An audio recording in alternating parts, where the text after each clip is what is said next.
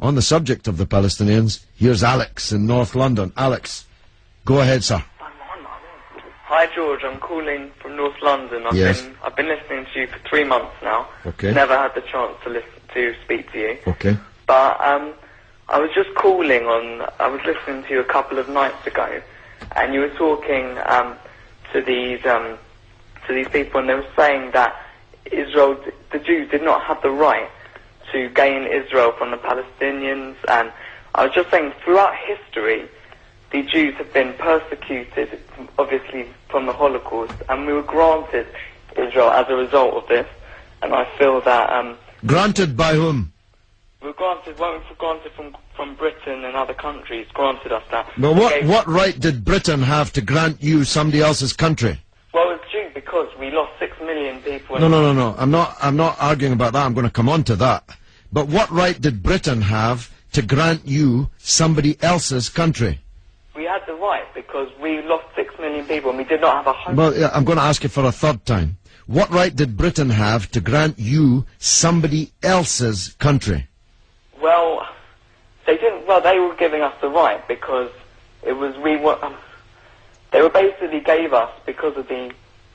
But they gave you somebody else's country. That's the point I'm making, Alex. Can you deal with it? Yeah, but the Jews have had to have also had to. They've dealt with it throughout history. Well, Alex, I don't know if you came on with a script and you can't deviate from it. Can you please answer that point? And we'll come to the Holocaust, and who was responsible for it, and who should have paid, and what they should have paid for it. But given that you've said Britain granted you, and you're presumably saying you because you're Jewish, somebody else's country, I'm asking you, what right did Britain have to grant you somebody else's country?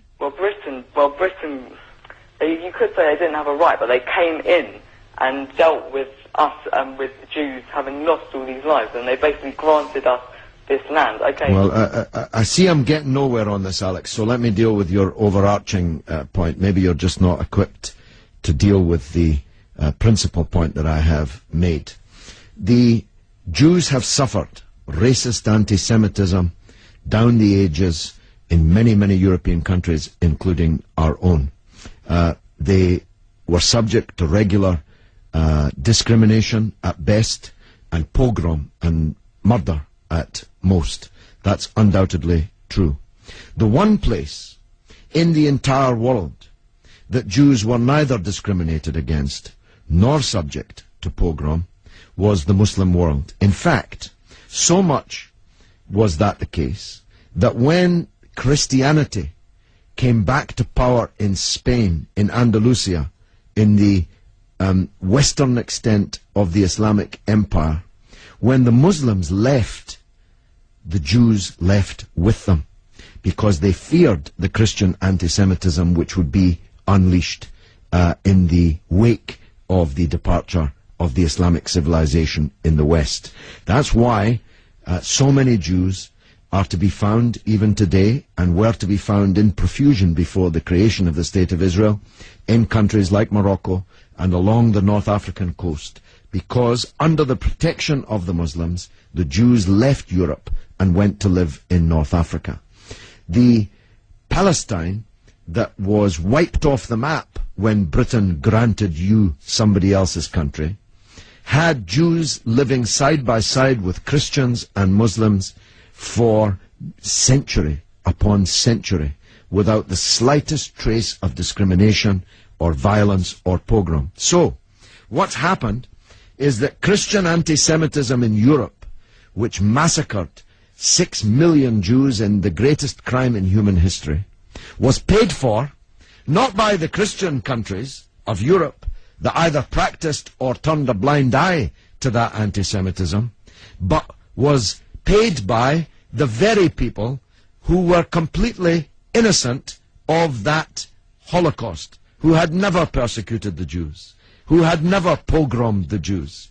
And that seems to me to add insult to the injury suffered by a people whose country was wiped off the map, who were dispersed into exile, to make way for a Zionist idea which was granted to European Jews, because these were the first settlers, granted to European Jews by Britain.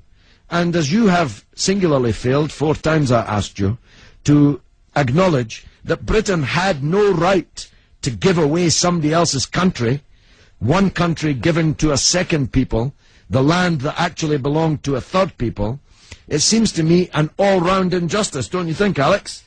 Yeah, I agree that they didn't so much have the right, but they were stepping in after the Holocaust to grant it to the Jews. But it was long before the Holocaust that Britain stepped in. Britain stepped in 1917 with the Balfour Declaration made by the British Minister Balfour on our behalf to a group of atheistic Zionist Jews. I make the point about atheism because it's now claimed that this is some biblical land right, as if God was an estate agent. The men to whom Israel was promised were atheistic Jews. They were not only not speaking for all Jews, they represented at that time in 1917 a tiny proportion of the world's Jews. Most of the world's Jews supported communist or socialist parties and ideas at that time. The Zionists represented a tiny sliver of Jewish opinion at that time. Yet Balfour promised them the land which belonged to a third people, without consulting either the British or the world's Jews, and least of all, consulting the Palestinians. Okay, well, thanks very much for talking. Okay, Alex, thanks for listening, my friend.